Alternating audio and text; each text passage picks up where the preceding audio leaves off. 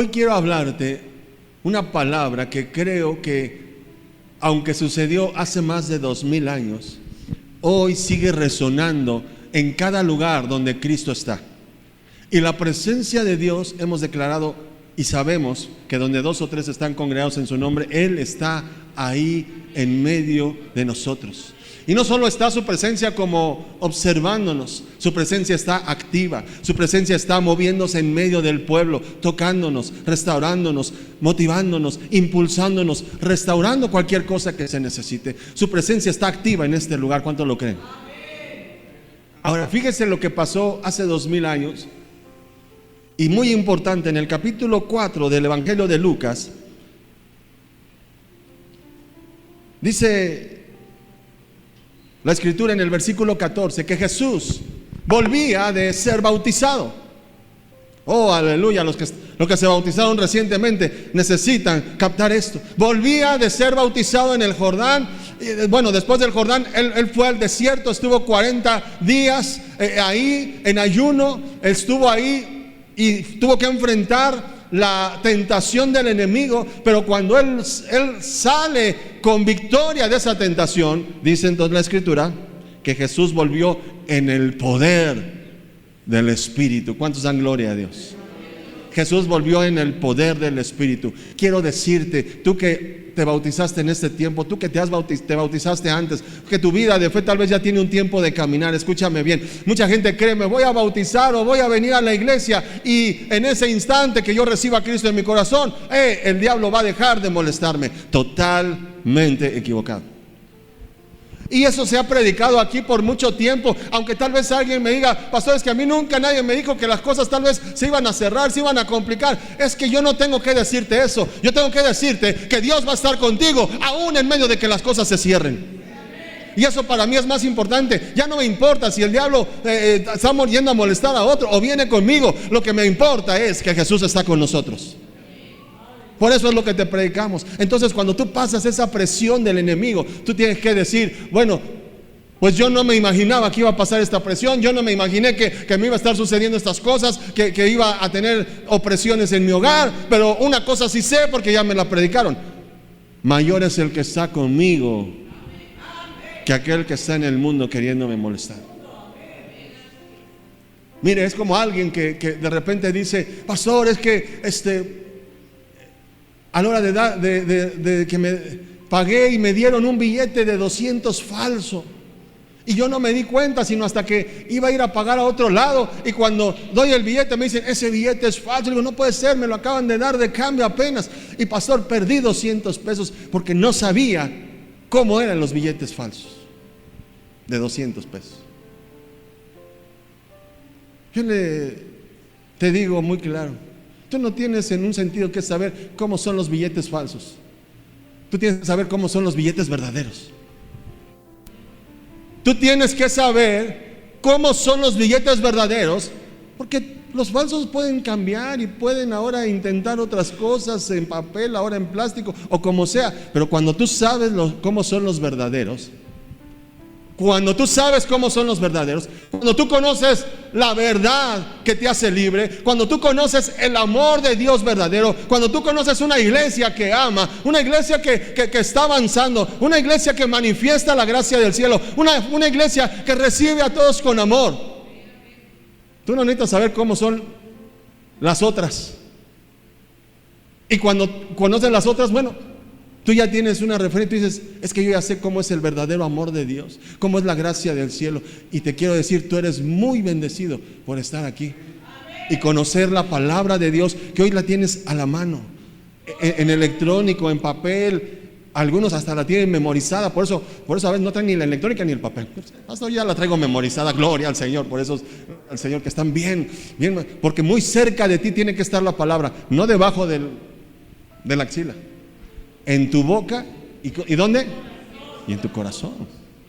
Por eso hacemos bien en memorizar la palabra. Y por cierto, nadie diga, porque si tú sientes, es que no me la puedo memorizar, pastor, algo le pasa a mi mente que no la puedo memorizar. Tú vas a orar por tu mente y vamos a orar por tu mente. Pero usted nunca diga de su mente, yo tengo mente de teflón. Eso es confesión negativa. ¿Dónde dice en la Biblia que tú tienes mente de teflón? La Biblia dice que tú tienes la mente de Cristo. Y que a veces de repente no se está activando. No sé, pero yo tengo la mente de Cristo. Y la palabra no solo me la sé de memoria, la palabra se hace viva en mí. La palabra me bendice. La palabra, puedo ver con claridad el camino, porque lámpara es a mis pies tu palabra y lumbrera mi camino. Amado, eso es lo que tenemos que hacer. Así que, ¿y por qué digo eso a veces? A veces, porque aunque yo te estoy hablando de la verdad y te hemos predicado por los que tienen aquí más de 20 años, has oído la palabra de verdad. Escúchame bien, no nos sorprendemos, no ignoramos las maquinaciones, aunque nunca estamos platicando qué si hace o qué no hace el diablo, pero es real. Y a veces cuando llegamos a hablar de las formas en que él ataca, pero sabemos que nuestro enemigo fue derrotado en la cruz del Calvario. Entonces, muy importante que tú conozcas esto. ¿Por qué? Porque, ay, amado, cuántas veces el enemigo procura atacar más, escucha bien, a los nuevos, a los que van creciendo.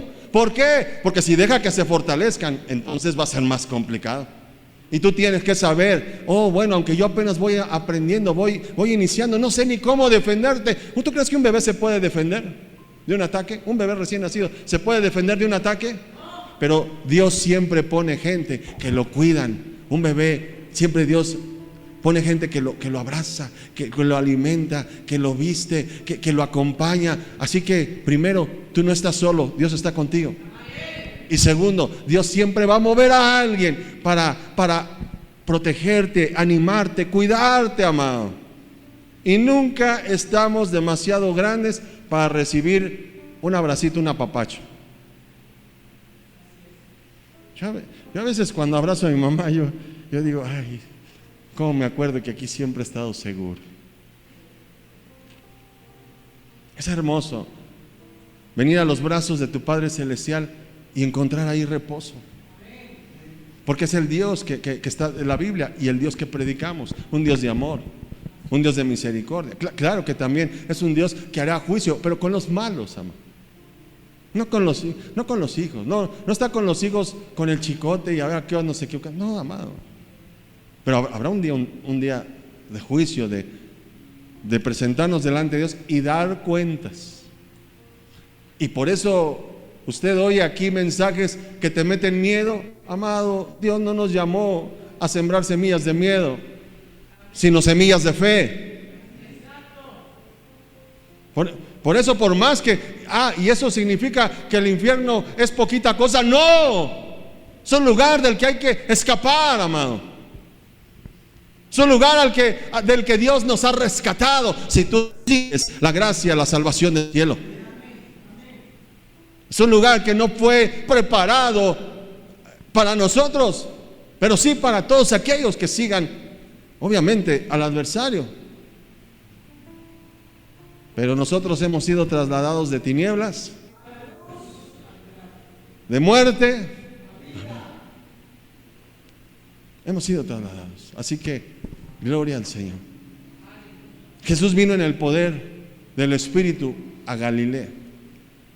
Y se difundió su fama, hermano, por toda la tierra de alrededor. Escucha bien. La fama no hace daño a aquel que está conectado con Dios.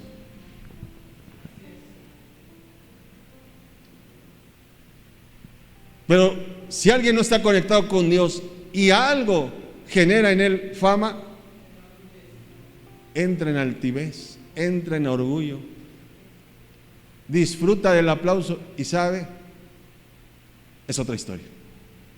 Pero tú nunca tengas miedo de que tal vez Dios te dé a conocer tu vida de ti o de esta iglesia.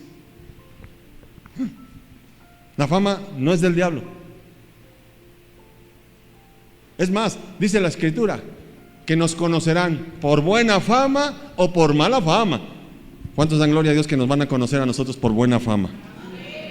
Por una, mire, es más, ahora, yo no estoy al pendiente de la fama que allá se diga de mí. O sea, amado, si Si te conocen en el cielo, ¿qué me importa lo que pase allá afuera? No, usted no me escuchó. Porque en el mundo, escúcheme bien, como la humanidad está caída, también sus pensamientos y a todo lo que es de Dios lo van a juzgar, lo van a criticar. No nos dice la palabra de Dios que a lo bueno le van a llamar y a lo malo le van a llamar. Entonces, si tú eres bueno y dicen de ti cosas feas, pues está escrito. Bienaventurados son cuando hablen mal de ti, pero mintiendo. Te quiero preguntar, ¿a Jesús lo criticaban? ¿Hablaban mal de él? Estamos en buena compañía entonces. Estamos en buena compañía, así que Jesús vuelve, se difunde su fama por toda la tierra de alrededor de Galilea. Amado, Galilea era grande, Galilea era grande. Escúcheme bien, una fama de gracia del cielo, porque aún los judíos decían, es que nadie podría hacer las cosas que él hace si Dios no está con él. Yo quisiera que todos me amaran, que yo pudiera ser monedita de oro y caerle bien a todos, pero lo que más me interesa es que Dios esté con nosotros y que podamos ir a hacer las cosas porque Él está con nosotros. El pastor Edward ya empieza a ser un poco conocido allá abajo en San Juanico. Mi abuelito era conocido en San Juanico por la gente, por los policías y por los perritos, porque les llevaba huesito a todos los perritos, y por los niños, porque siempre cargaba bolsa de dulces para los niños. Yo me he encontrado con gente que un día me dijeron, no, yo cuando era niño un día conocí a un señor así, le digo, es mi abuelito. No puede ser. A mí me impactó. ¿Está aquí? El hermano José. Es más, le decían el hermano José, ni siquiera era el pastor José, era el hermano José. ¿Y sabes? Nos van a conocer. Díganle al que está a su lado, qué bueno que tienes buena fama. Qué bueno. Y si no, ahorita se compone, no te preocupes. Verso siguiente, gloria al Señor. Gracias. Y no solo tenía fama de hacer cosas, obras, bendiciones, sino que también Jesús, una importante parte de su ministerio fue enseñar. Él vino a mostrarnos al Padre. Él vino a que conociésemos la verdad verdadera. Voy a hacer pleonasmo enfático, y no lo que a veces se enseñaba de lo que Dios ya había dicho. Él vino a mostrarnos y a enseñarnos en nuestro lenguaje. Y dice la palabra de Dios, y Él enseñaba en las sinagogas, en las calles, en los montes, en las ciudades, en los pueblos. Él enseñaba formal, informalmente, en todo lugar. Pero qué importante es que Él enseñaba en las sinagogas. Nadie enseña en una sinagoga si no tenía una cierta autoridad. Jesús tenía autoridad del cielo, pero también él se había sometido y Él había estudiado. A Él le podían pasar el rollo y Él tenía la autoridad para leerlo. Él enseñaba en las sinagogas. Él aprendió el sistema que tienen los judíos. Él lo aprendió, amado.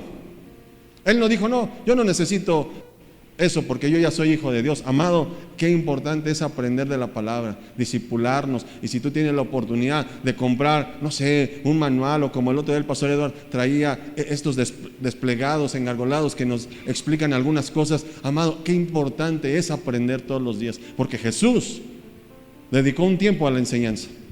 Por eso usted un día va a ver que tal vez yo estoy predicando así con mucho énfasis y gloria, y de repente tal vez voy a estar más tranquilo y voy a estar enseñando, porque enseñar es importante. Apuntalar y poner fundamento es importante. De hecho, la primera iglesia decía, estábamos viendo el martes, que si algo hacían era mantenerse en la doctrina de los apóstoles. ¿Qué era la doctrina de los apóstoles? El cúmulo de enseñanzas que Jesús le había dado a aquellos que había llamado. y que se transmitían ¿cómo? Oralmente, de boca en boca. Pero no solo era lo que decían, sino que había un respaldo y milagros. Y Jesús enseñaba en las sinagogas de ellos. ¿Y qué dice? Y era glorificado por todos. Dé gloria a Dios, por favor. Levante sus manos, diga: gracias, Dios. Aquí te glorificamos. Este lugar es tuyo. En este lugar queremos darte la gloria que solo tú mereces. Este lugar fue hecho para tu gloria. Por eso siempre te decimos, tú lo llenas, tú le das valor a este lugar. Estas 4 paredes no valdrían nada si tu presencia no estuviera aquí, Señor. Tú le das valor, llena este templo. Desde el frente hasta atrás, llena nuestras vidas, llena este lugar, Señor, que es para tu gloria. Este lugar al que recibimos de nombre profético, monte de alabanza, sea un monte para alabanza de tu santo y bendito nombre. En todo tiempo, amado, hay que glorificar a Dios. Verso siguiente. Y vino a Nazaret. ¿Sí se acuerda usted? ¿Sí se acuerda que se le llama en algunas ocasiones a Jesús, Jesús de Nazaret? O nazareno, porque al ser de Nazaret también había un voto de nazareato y le decían nazareno porque venía de Nazaret. Y dice, vino a Nazaret, donde se había criado, donde había crecido, donde la gente lo conocía. Usted creo que no me conoció cuando yo era niño. Algunos me conocieron cuando éramos jóvenes, seguimos siendo jóvenes, gloria al Señor. No, estamos pollitos aquí, ven nomás, gloria al Señor. Algunos me conocieron hace 20 años. Pero algo sucede cuando tú vuelves a un lugar donde fuiste muy conocido, porque Jesús fue conocido cuando se crió, amado. Se crió y había aún comentarios acerca de él por causa de José, de María, su madre, y de sus hermanos, porque Jesús tenía hermanos. José y María se casaron, como cualquier otro matrimonio, después tuvieron hijos, ¿ok? Bien. Pero él vino a donde se había criado en día de reposo. ¿Qué día es ese?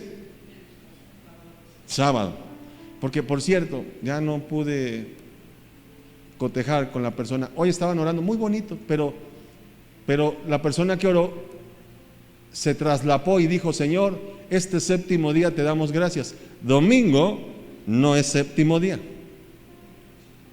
Domingo es primer día de la semana. ¿Por qué venimos en domingo? Porque Dios es primero en todo. Y después de Cristo, para los judíos, sí era el día de reposo, era el sábado.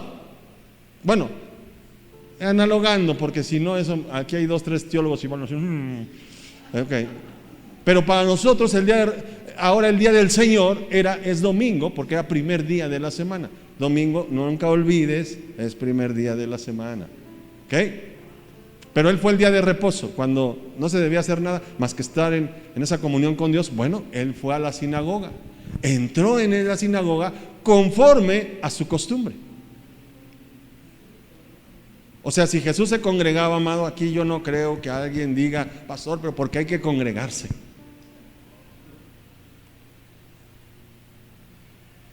Pues empieza por costumbre. Pero costumbre no significa algo malo. Costumbre significa algo que hago constantemente, algo que tiene prioridad y que está en mi agenda como prioritario. ¿Sí? Es que la gente a veces le da una connotación a ciertas palabras en el enfoque negativo. No, espérate, o sea, como era su costumbre, oye, yo oro como es de costumbre, yo me baño como es de costumbre,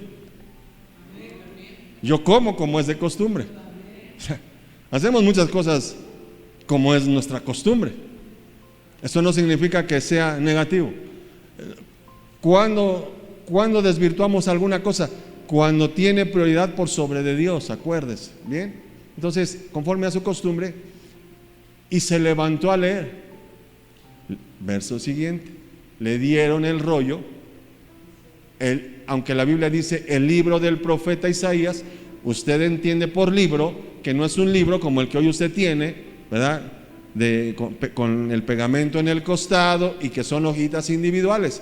Los libros eran rollos de pergaminos, bastante grandes, bastante pesados, y que por cierto no tenían los números que hoy usted tiene en su Biblia agregado para encontrar rápidamente Lucas 4:17. Ahí no había 4:17, nada más eran rollos, ¿de acuerdo? No eran números. Entonces se le fue dado el rollo. ¿Alguien sabe en qué parte del libro del profeta Isaías leyó? O sea, casi fue al final del rollo, amado. Se llevó un tiempo, pero él abrió el rollo, y habiendo abierto el rollo, dice, halló el lugar donde estaba escrito lo que él quería leer en voz alta ese día. Muy importante. 61:1. Un tiempo. Oiga, y entonces en la iglesia cuando dicen abra su Biblia en Isaías, o sea, el tiempo que te tardes, tranquilo, no pasa nada. Y ya tienes ahí hasta, algunos tienen, ¿cómo se llama ese costado que tienen como ya marcado? Sí, esas pestañitas, como 2, 3 libros, algunos tienen así, o sea, más fácil de encontrar. Pero imagínense, yo he visto cristianos, ya tienen 3 años en la iglesia. Y tú les dices, vamos a Apocalipsis, y agarran la Biblia desde el Génesis y le van ojeando a ver si de casualidad por ahí aparece Apocalipsis. Está al final, hermano. Está al final. Jesús sabía lo que estaba escrito en el libro de Isaías. Y Jesús sabía dónde, aunque se llevaba un tiempo, porque el rollo se extiende, o se enrolla y se desenrolla. O sea,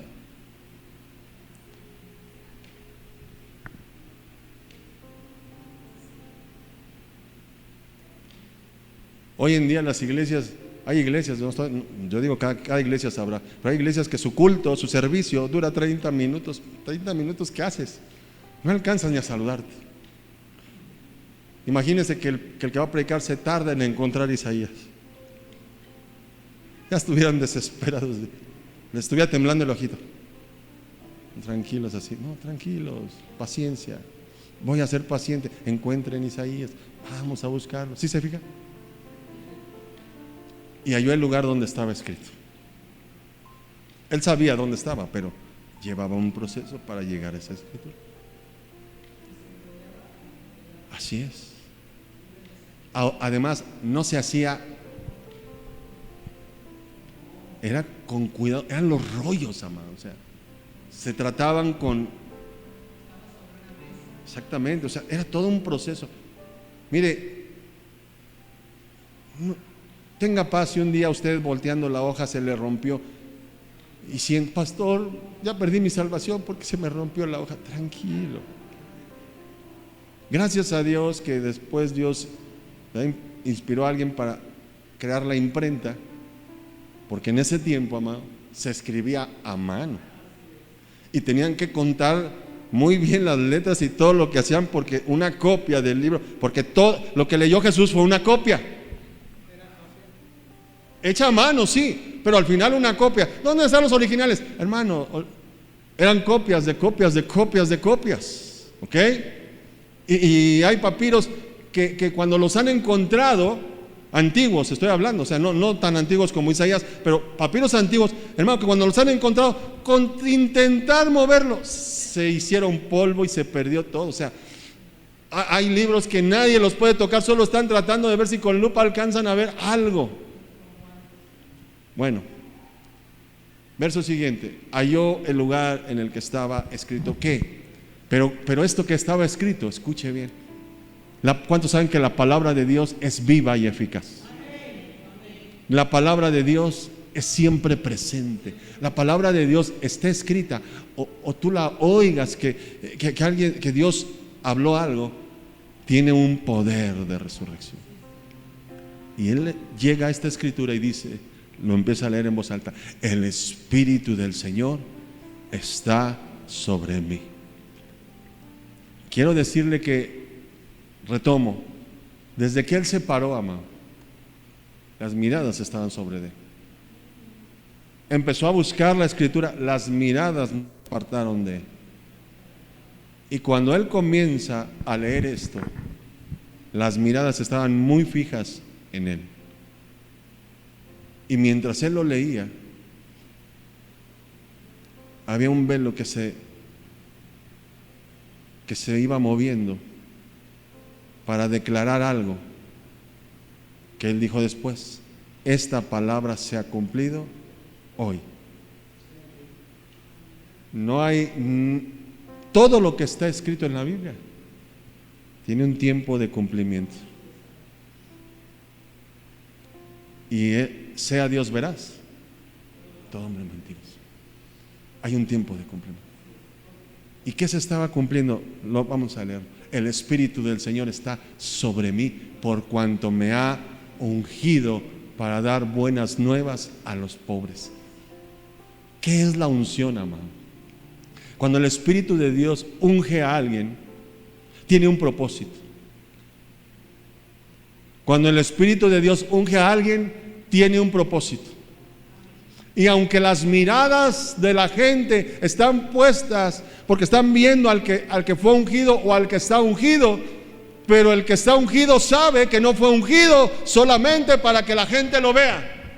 El que está ungido sabe que no fue ungido para simplemente él mostrar un show, un espectáculo o hacer algo que le dé fama. El que está ungido sabe que Dios lo ungió para bendecir a un pueblo, para traer libertad a los cautivos, para dar buenas nuevas a los pobres y a los oprimidos por el diablo. El que está ungido sabe que es para bendición del pueblo, que Dios unge a sus siervos, a sus ministros, pero es para bendecir a todo un pueblo, a todo aquel que está cercano, a todo aquel que desea y que necesita de la gracia del cielo. Por eso, aún tú al orar, Señor, úngeme, tú tienes que saber que hay un propósito para el cual te va a ungir. Y hay momentos donde Dios derrama una unción para ciertas cosas, qué sé yo. Y yo te he experimentado momentos y todo parecía que estaba normal, cuando de repente Dios unge a alguien para decir algo, tal vez una palabra profética, tal vez orar por algún enfermo. Hace poco que me invitaron a predicar a una iglesia, que acuérdense que les comenté, tal vez si Dios me hubiera dicho, y quiero que ores, y quiero que hagas, pero Dios me impulsó a darles una enseñanza de fundamento muy importante. Y la enseñanza de fundamento, hermano, es más tranquila. Yo no grité, yo no zapateé, yo no dije pasen todos y les voy a hacer algo, no. Pero yo acabé de enseñar y yo sabía que eso era lo que Dios me había enviado a hacer. El pastor toma el lugar y dice, quiero que pasen los enfermos, pastor, y usted me ayude.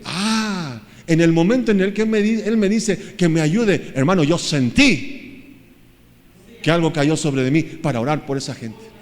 Y había una persona que cuando yo llegué hicieron el comentario, qué bueno que volviste a casa, y la persona allá atrás lloraba, y fue la primera que pasó, amado. Pero cuando fue hasta que el pastor dijo, apóyeme a orar, pastor, por toda la necesidad, que yo sentí cómo se conectó el espíritu del siervo, del ángel de esa casa, conmigo, que yo tengo una asignación aquí con usted. Y cuando me invitan a otro lado, yo no voy a ir a demostrar que sé algo, que sé gritar, o que yo voy a ir a hacer para lo cual Dios me ungió. Y sabes que la enseñanza también requiere un tipo de unción para poder no solo enseñar la verdad, sino lograr que se descorra ese velo, lograr que la gente reciba la palabra, no como palabra de hombre, sino como palabra, lo que es palabra de Dios. Las formas es una cosa, la palabra de Dios es otra. Y dice, el Espíritu de Dios está sobre de mí y sé que es con un propósito, por cuanto me ha ungido para dar. ¿Qué significa eso? Que la unción te vuelve un dispensador.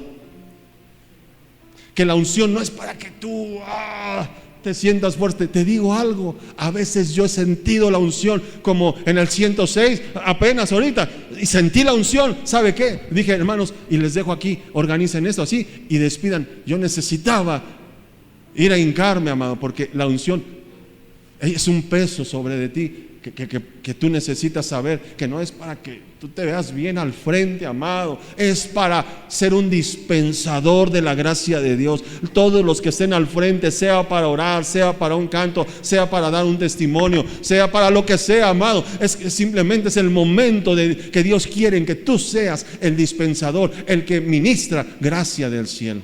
Es para dar. La unción es para dar, no es para recibir. No es úngeme, Señor, para que todos me ofrenden. No, es para dar. Oh, pero ese es otro tema que puedo predicar. Me han ungido para dar buenas nuevas. Buenas nuevas a los pobres. Siempre el mensaje, no importa que a veces hay un mensaje, porque a veces hay un mensaje de confrontación. Claro que es de Dios, pero tiene que estar completo con la solución. Cuando usted habla acerca del evangelismo, que hablan así de las 4 cosas del evangelismo, 4 leyes o no sé, 4 demarcaciones, como le llame, pero la primera habla del problema. Hay un problema, que es el pecado, usted lo sabe. Segundo, hay una consecuencia del pecado, es la muerte. Tercero, pero hay una solución. O sea, ¿sí me explico? No podemos, las buenas nuevas, el evangelio completo es el que no solo dice o confronta o habla de la condición del hombre, sino habla de de dónde Dios lo quiere sacar y a dónde lo quiere poner. Aunque Dios te hable que estás en un hoyo, gloria al Señor, cuando Dios te empiece a hablar, estás en un hoyo, tú tienes que empezarte a gozar desde ese momento. No porque estás en el hoyo, sino porque sabes que Dios te está hablando de ese hoyo, porque te quiere sacar de ahí, porque te quiere levantar. Cuando te habla de que estás caído, o de que estás atado, o de que estás en alguna situación. Pastor, ¿los cristianos pueden estar atados? Sí, creo que es algo de lo que vamos a platicar y a compartir y a ministrar en este tiempo que viene hacia adelante.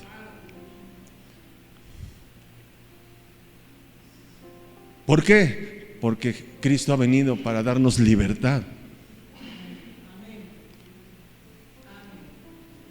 Lo que pasa es que la liberación o esto que te estoy hablando, de la libertad que Dios nos da, no es un evento en un sentido, es una vida.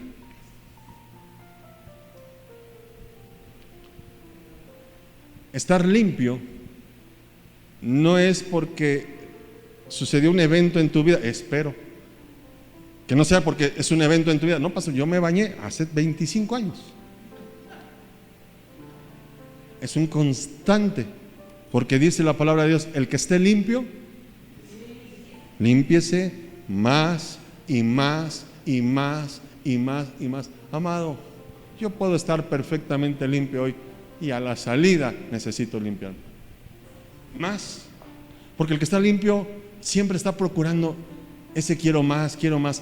El diablo a veces quiere traer engaño. No, tú estás muy mal, no, tú estás sucio. No, tú estás limpio por la palabra que estás oyendo. En este momento la palabra te limpia, me limpia, nos transforma. ¿Cuántos dan gloria a Dios por eso?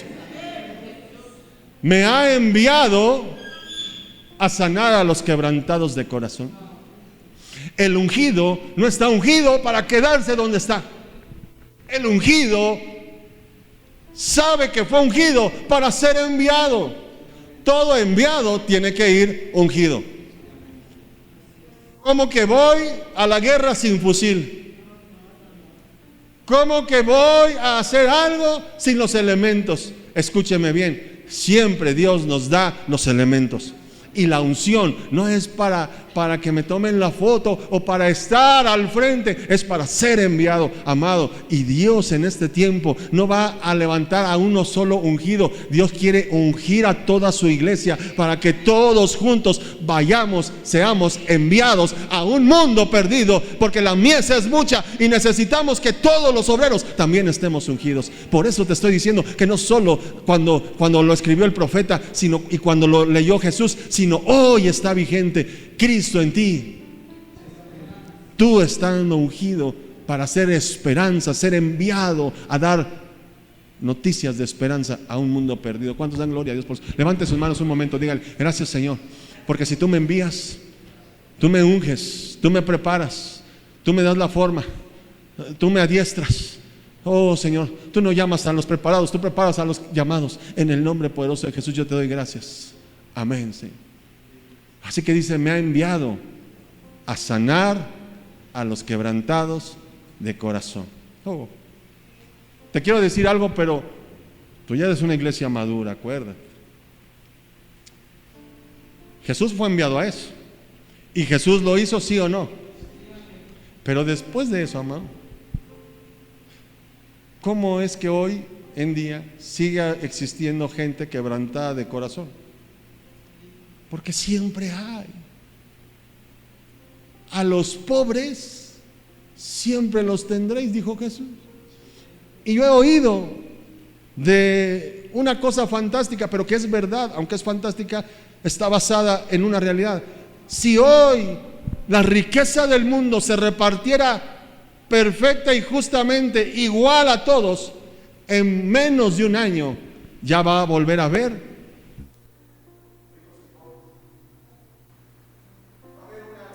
una diferencia nuevamente. ¿Por qué? Porque hay gente que si tiene, gasta y solo sabe gastar, y hay gente que tiene, sabe invertir, sabe aprovechar, sabe hacer cosas.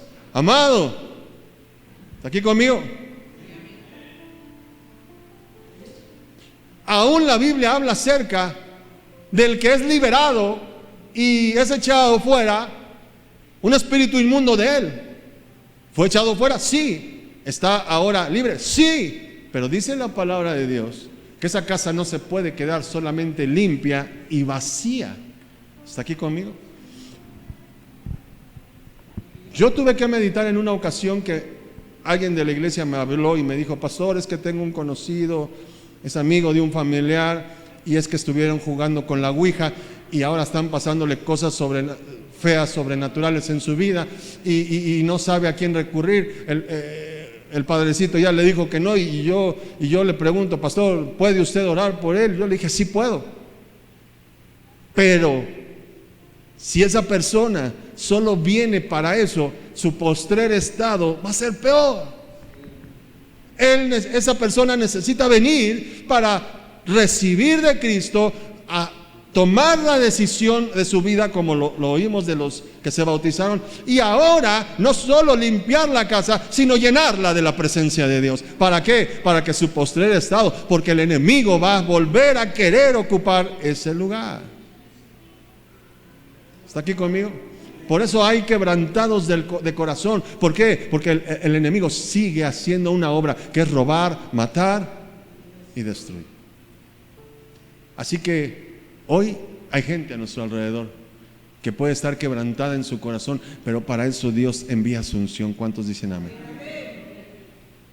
Y te lo puedo asegurar porque a veces en ministraciones como esta de traer liberación, sanidad del alma o lo que sea, y dice uno: pasen, y pasan 4 o 5, amado, cuando uno sabe que todos necesitamos, que todos en alguna cosa se ha quebrantado nuestro corazón, se ha dañado, se ha herido, hemos recibido rechazo o cualquier situación. Amado, estamos en este mundo, es inevitable, pero no te sientas mal, porque a veces el enemigo te dice: no, tú eres el único que está sufriendo así. No es cierto. El diablo es mentiroso.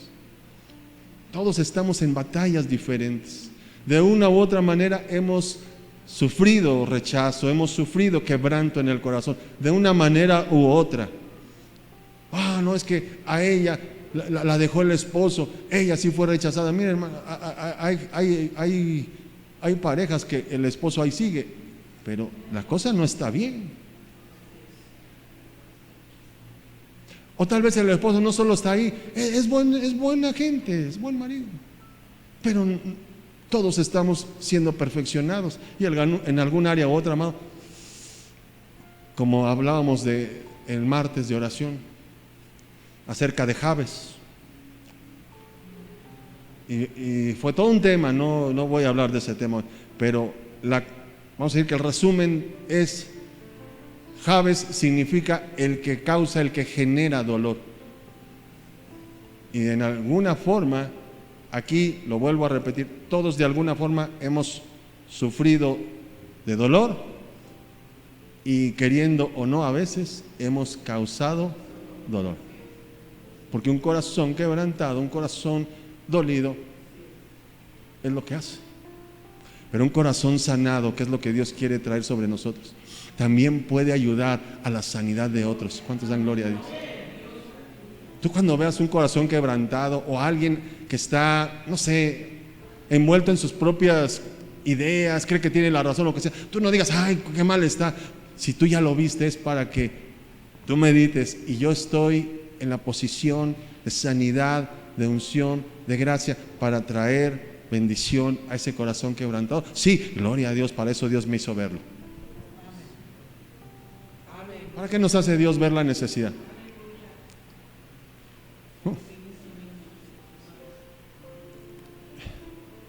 Algo que tenemos que hacer cuando alguien habla mal de ti es orar por ellos. Es lo primero, amado, porque lo que tú estás viendo está necesitado, no tiene ni paz. Es orar por él. Pastor, pero él se la pasa criticándome, pero tú oras por él.